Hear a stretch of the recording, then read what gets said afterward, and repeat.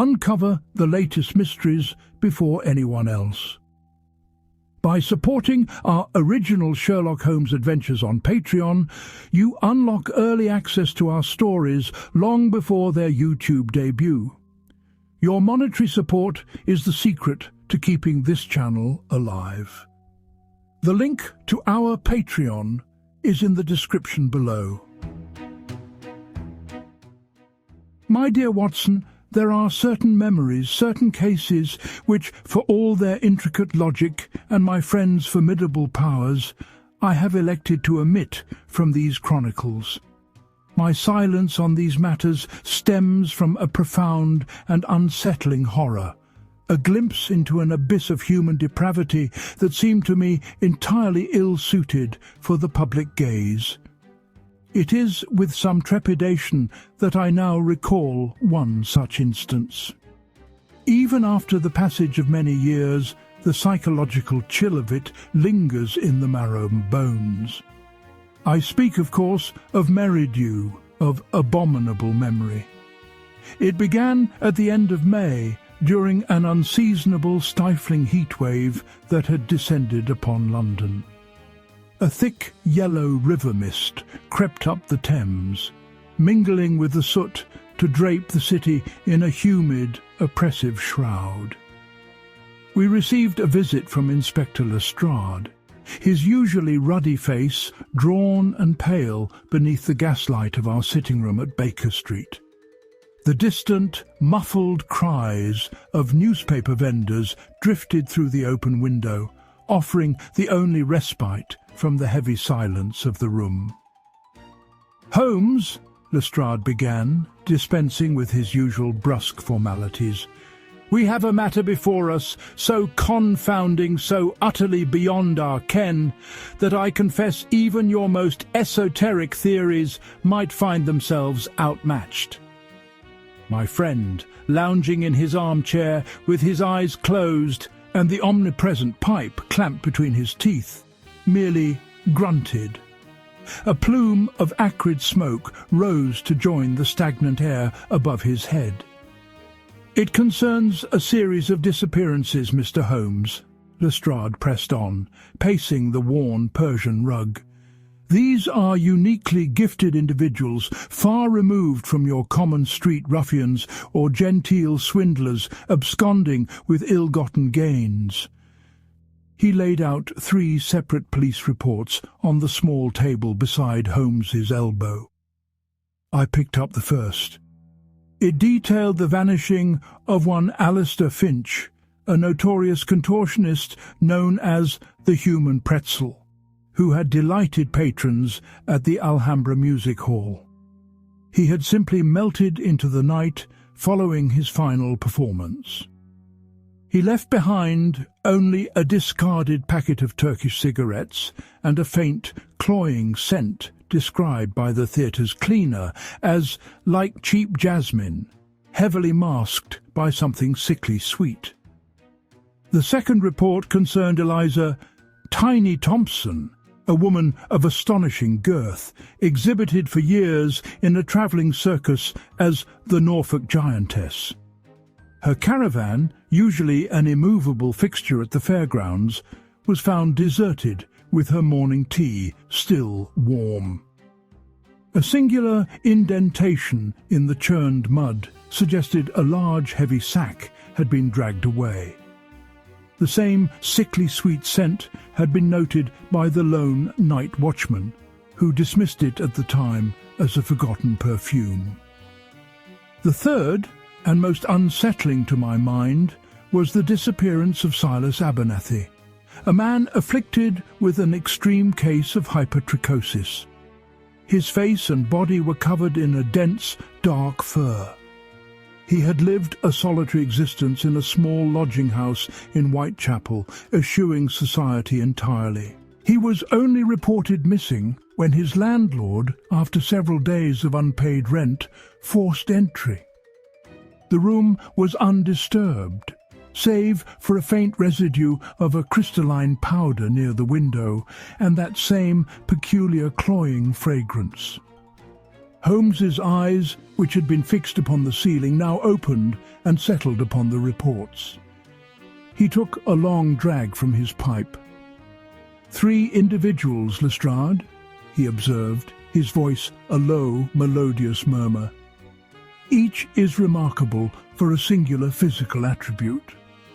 A contortionist, a giantess, and a man whose very physiognomy defies the common understanding of humanity. And each vanishes without a trace, leaving only an ambiguous scent and a modicum of evidence upon which your entire force has failed to act." Lestrade flushed. "We've searched, Holmes, every doss house, every theatre, every back alley. We have found no ransom notes, no bodies, and not a single sign of struggle. It is as if they simply ceased to exist." "Precisely," Holmes said, a glint in his eyes. "And that, my dear Inspector, is where the interest truly begins. When the impossible is eliminated, whatever remains, however improbable, must be the truth. Watson, my hat and light coat, if you please. And Lestrade, I shall require the exact locations and times of these disappearances. We shall begin with Mr. Abernathy's humble abode. A man who shuns society is often the easiest to remove, as his absence excites no immediate clamour. The journey to Whitechapel was a dreary, suffocating affair.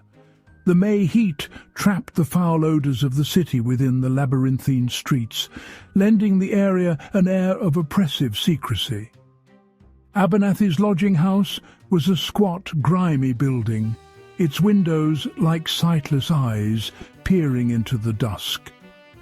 Holmes, with a magnifying glass perpetually poised, moved through the small, sparsely furnished room with the predatory grace of a great cat. He examined the crystalline powder, carefully collecting a pinch in a wax envelope. He sniffed the air, his brow furrowed in concentration. "The scent is strongest here, Watson," he murmured, indicating the window-sill. The landlord foolishly surmised this to be jasmine.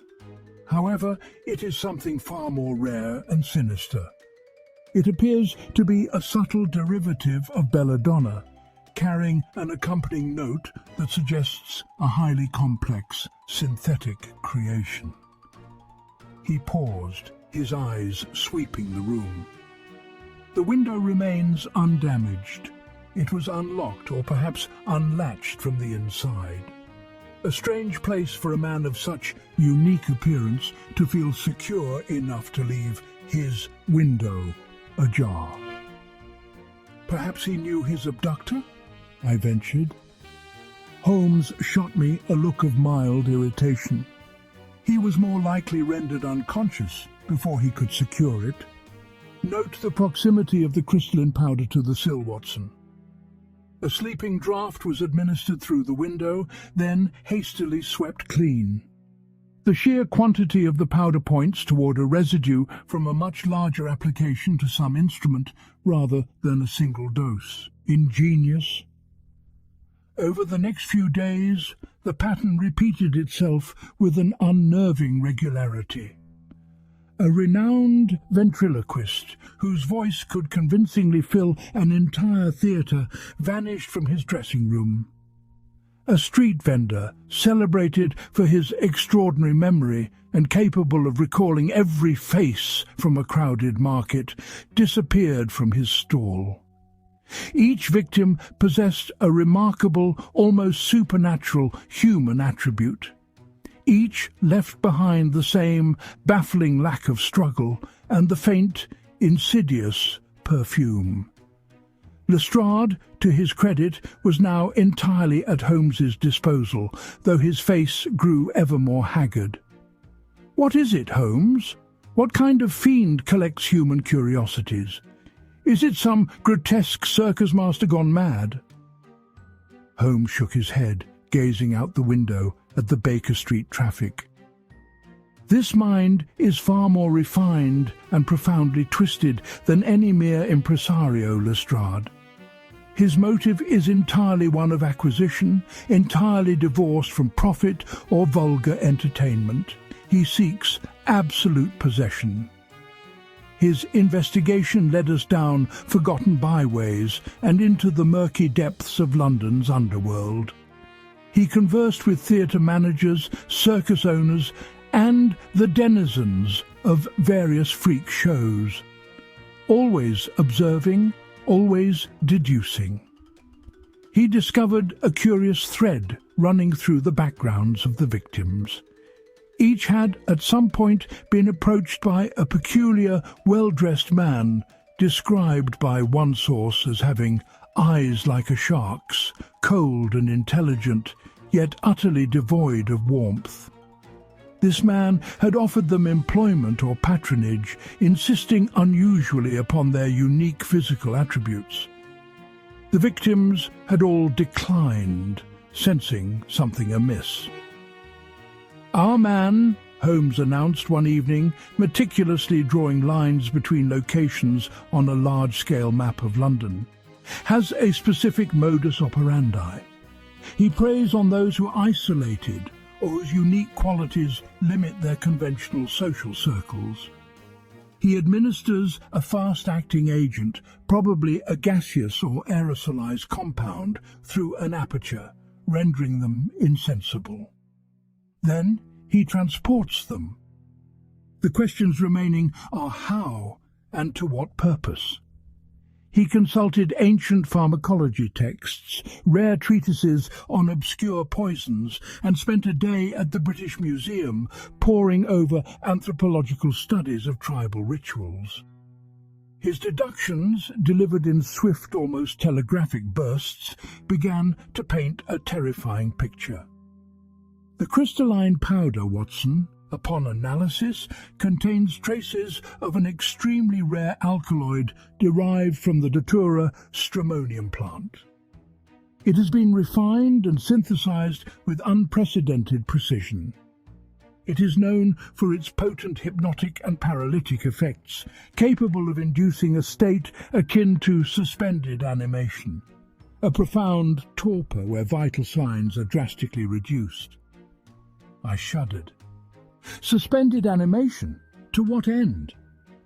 To keep his collection fresh, Watson, Holmes said gravely, his eyes like chips of flint. He stops short of murder, opting instead to preserve them, like flies in amber. The perfume serves as a masking agent for the more acrid smell of the soporific, or perhaps it is a component of the very compound itself, designed to be insidious and alluring. The idea was so profoundly disturbing that I felt a cold knot in my stomach.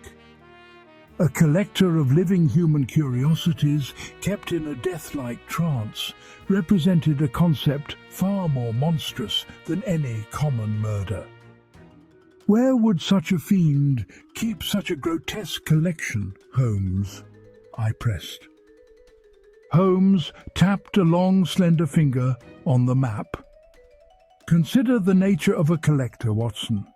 He requires a private space, secure and away from prying eyes, while maintaining ready access to his exhibits. And consider the specific nature of his trophies. They are human oddities, objects of wonder, and to some, objects of morbid fascination.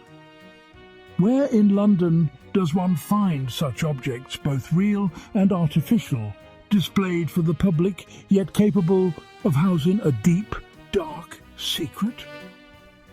My mind raced through the possibilities. Wax museums, anatomical theatres, even certain less reputable zoological gardens. Before I could voice my thoughts, Holmes continued. The scent lingered near each site, Watson. Faint, yes, though highly persistent. It speaks of a place where odours are naturally strong, where the peculiar easily blends into the background. Furthermore, the transport is a heavy task. He must have a facility that allows for discreet entry and exit at unusual hours.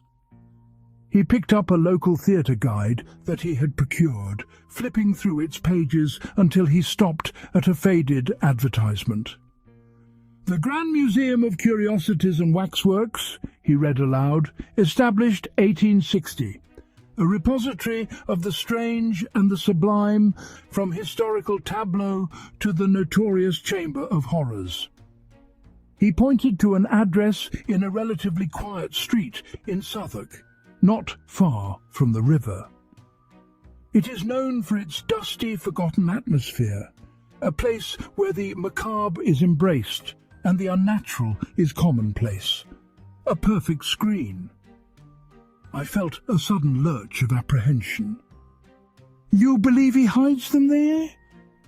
"I believe, my dear Watson, that our fiend has a profound understanding of irony.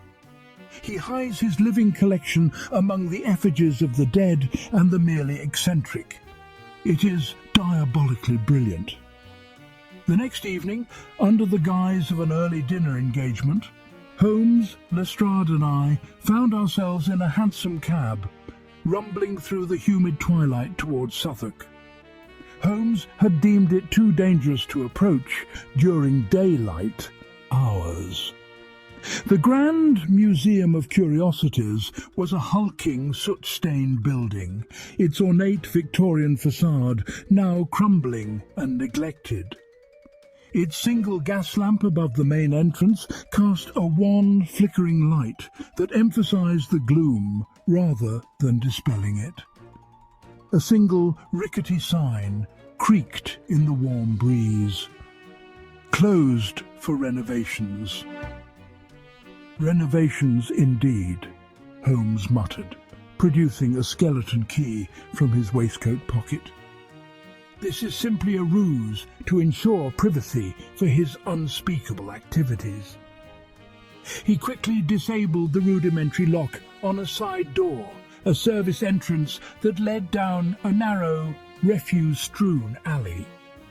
The air inside grew heavy with the scent of dust, stale wax, and a metallic tang, underlaid by that familiar, sickly sweet perfume.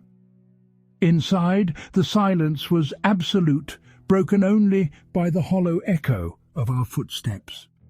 The museum unfolded as a labyrinth of dim corridors and vast halls, lined with countless waxen figures that seemed to watch us from the shadows. Historical scenes depicted motionless monarchs and battle-scarred heroes.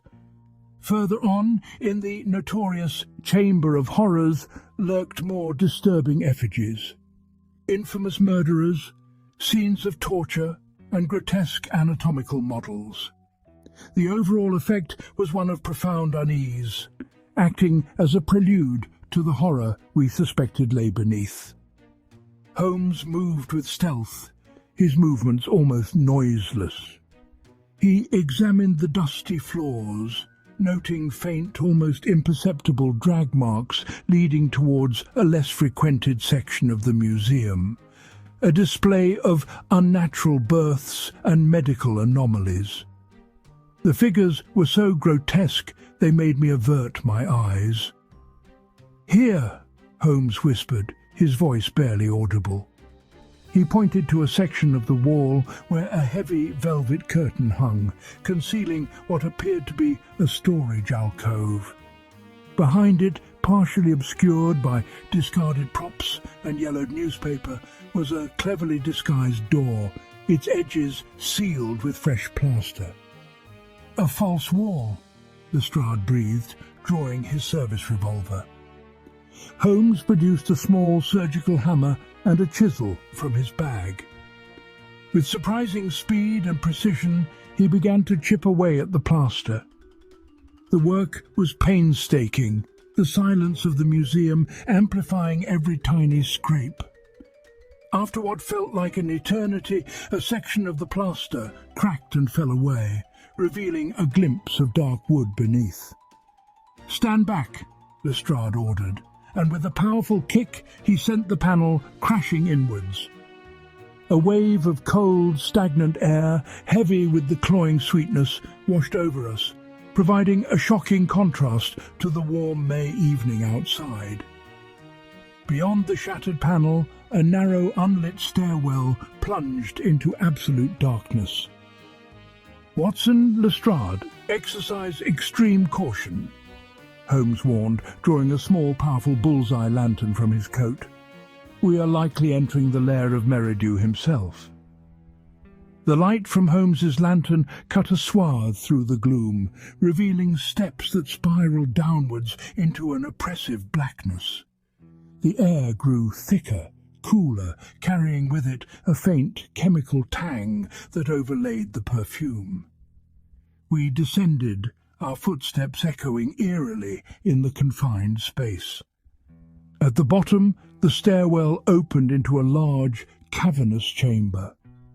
It was a scene of such grotesque and methodical horror that my pen trembles even now to describe it.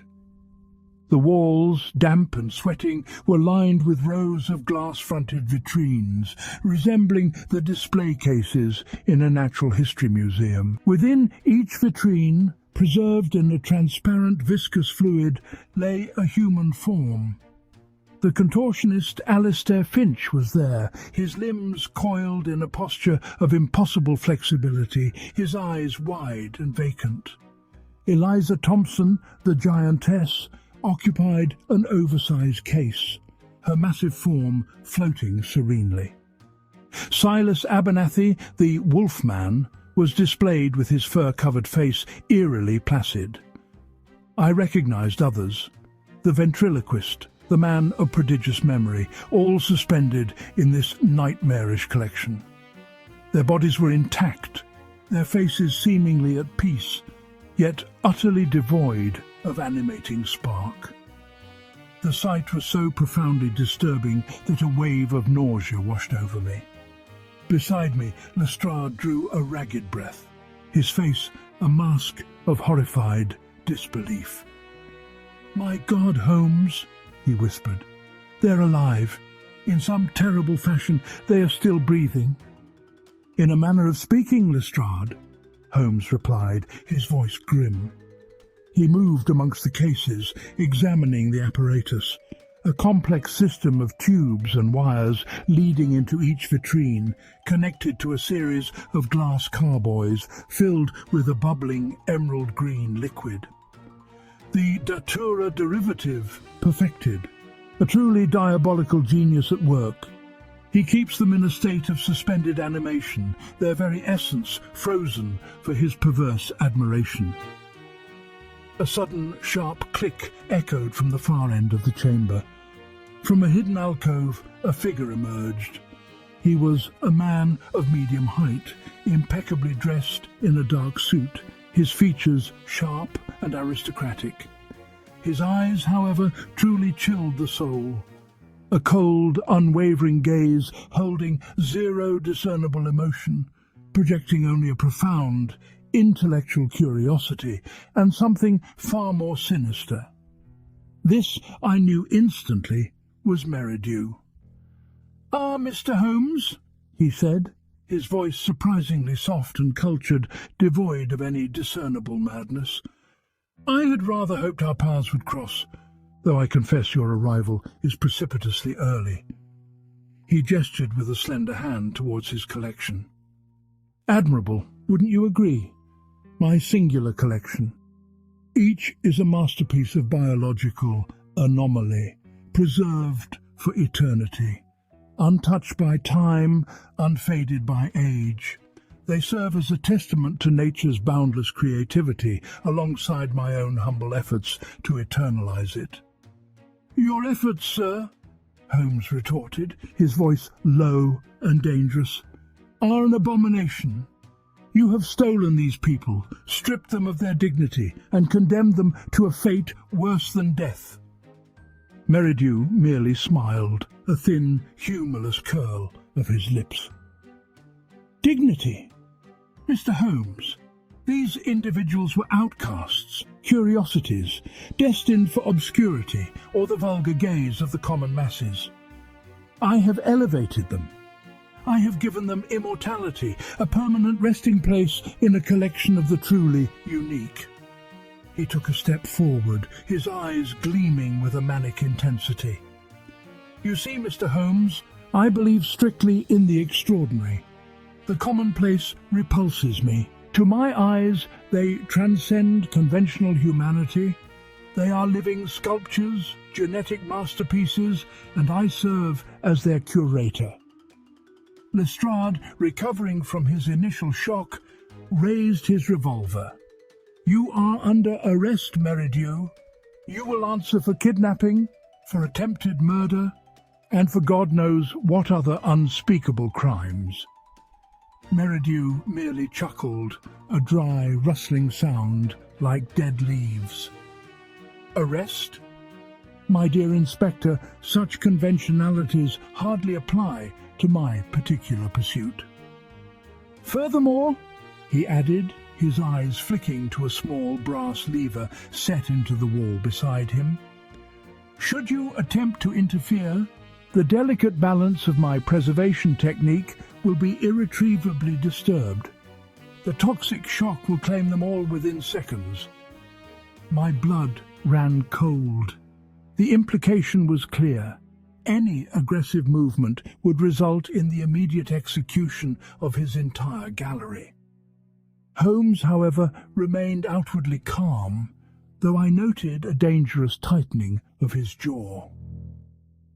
"A rather transparent threat, Merridew," he said, stepping forward with deliberate slowness. "You value your collection entirely too highly to destroy it.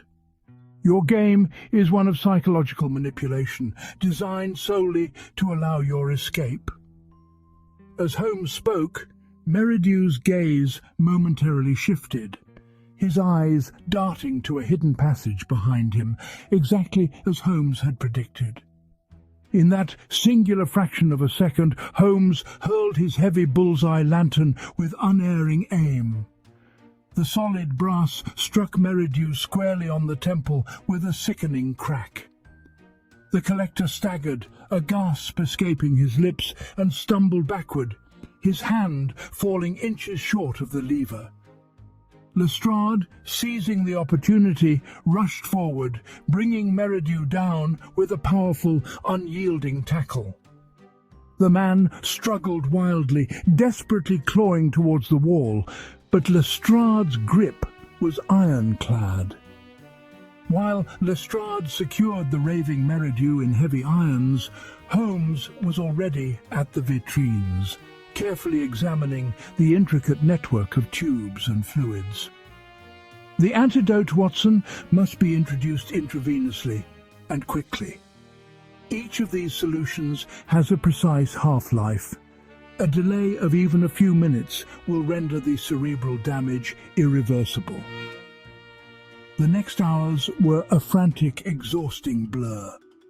Holmes, utilizing his astonishing medical knowledge, began the painstaking process of safely disconnecting the victims from Merridew's diabolical life support system. He administered precise dosages of counteragents drawn from his own medical bag, carefully monitoring their vital signs as they flickered into existence like dying candles finding fresh oxygen. Lestrade, meanwhile, called for reinforcements. Within the hour, the cellar was swarming with police constables and highly trained medical experts from St. Bartholomew's Hospital. The revival was agonizingly slow. Alistair Finch was the first to stir. His eyes fluttered open, darting wildly as his hands scrabbled weakly against the unyielding glass of his transparent tomb. Others remained in a deep slumber for hours, their bodies shuddering periodically as the toxins left their bloodstreams.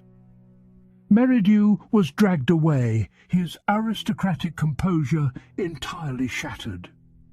He railed against his captors, denouncing the police as vandals and Philistines, incapable of appreciating true artistic preservation. Back at Baker Street, late into the warm May morning, Holmes sat by the open window. The stifling heat of the night had broken, giving way to a fresh, golden sunrise that bathed the room in a forgiving light. The case was closed, yet it had left a deep, indelible impression upon us both. "A truly singular mind, Watson," Holmes finally mused, watching the early carriages roll by. He was perverted by an almost surgical detachment from human empathy. He viewed them strictly as specimens, remarkable only for their physical divergence. His collection consisted entirely of souls in stasis. "What could possibly drive a man to such an abominable pursuit, Holmes?" I asked, pouring us both a cup of strong tea. "An extreme form of aestheticism," Holmes replied, accepting the cup. He harboured a profound desire to possess the truly unique, capturing what he perceived as perfection in its most aberrant forms. He valued the immutable, the unchangeable, and therefore sought to freeze life itself. He found the dynamism of humanity messy and imperfect, choosing to render it static and pristine. The aftermath of the case provided a grim sort of satisfaction. The victims, thanks to Holmes's swift intervention, all made full physical recoveries, though the psychological scars of their entombment would undoubtedly follow them to their graves. A trust fund, quietly established by an anonymous benefactor who bore a striking resemblance to my friend, ensured they would never again be forced to display their unique attributes for survival.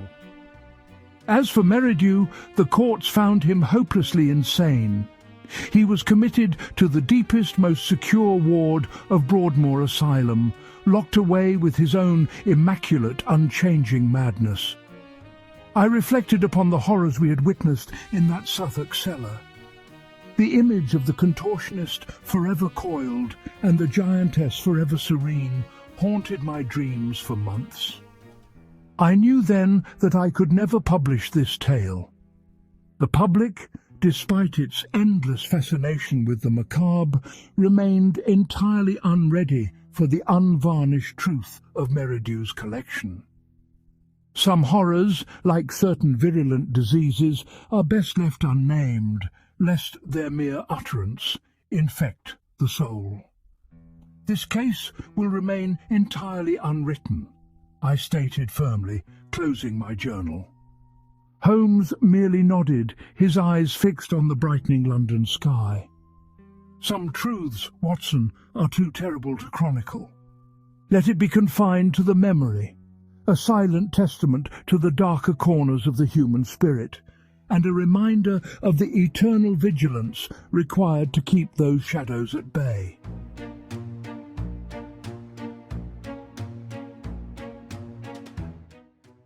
Want to unlock the next story early? Do not forget to check out our Patreon using the link below.